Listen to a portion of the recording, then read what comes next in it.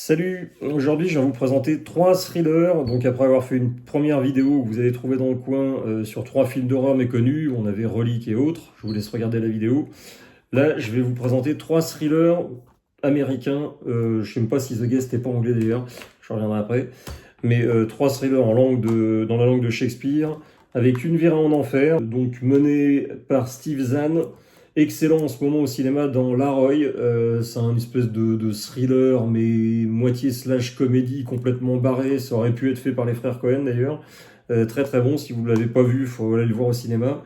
Donc Steve Zahn, Paul Walker et Lily Sobieski. Donc Paul Walker sort d'une année d'études, il rentre chez ses parents, il traverse une grosse partie des États-Unis et il passe chercher son frangin qui sort de tôle. Enfin, c'est une espèce de petite frappe. Et en chemin, ils vont aller prendre leur voisine quand ils étaient gosses évidemment, dont Paul Walker est amoureux. Et s'ensuit un espèce de road trip qui mélange un peu duel de Spielberg et des slashers. Je vous spoil pas plus que ça. C'est franchement excellent. C'est fait par John Dahl et c'est super bien réalisé. C'est très très bien joué. Paul Walker était vraiment un très bon acteur aussi, sous-estimé. Je vous laisse regarder ce film, une petite pépite, pas très connue. Ensuite, on a The Guest. Je sais plus si c'est américain ou américano-britannique, je sais plus. Je pense que c'est américain. Avec l'excellent Dan Stevens. Je comprends pas que ce mec-là ait pas fait de plus de grands films. Il est au cinéma aussi dans King Kong contre Godzilla. Mais bon, voilà, j'ai pas vu, c'est pas trop ma cam. Mais là-dedans, il est excellent. Il joue un soldat qui revient d'une guerre. Il se présente à la famille d'un de ses collègues qui est mort au combat. Ils vont l'accueillir pendant quelques jours. C'est un peu le genre idéal. Le mec super sympa, beau gosse, intelligent, mais qui cache des petits trucs sympathiques. Je vous spoil pas du tout. Vous racontez plus loin, ça va vous gâcher la surprise. The Guest, c'est très sympa. Et mon préféré des 3, Cold in July de Jim Mickle. C'est avec un trio d'acteurs magnifiques. Michael C. Hall qui faisait Dexter dans la série télé.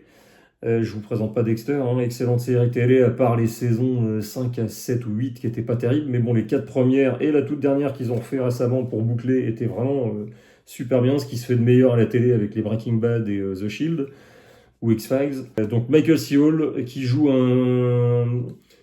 un mec ordinaire dans une toute petite ville des États-Unis et qui surprend un mec en pleine nuit. Évidemment, le mec, donc Michael C. Hall a un flingue pour protéger son bébé et sa femme. Il va voir ce qui se passe dans le salon, il entend un bruit, il sursaute et manque de peau vu qu'il n'est pas très habile. Enfin, pas très habile, si, en l'occurrence, il tue le mec sans le vouloir en fait. Et il s'avère que c'est le fils de Sam Shepard, qui lui est un mec qui sort de tôle et qui va vouloir venger la mort de son fils, donc en s'en prenant à Michael C. Hall.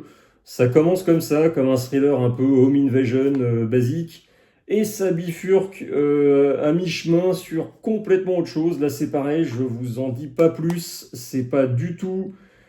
la deuxième partie du film n'est plus du tout dans le home invasion, histoire de petite vengeance. On arrive sur totalement autre chose, je veux pas vous gâcher la surprise. C'est super bien.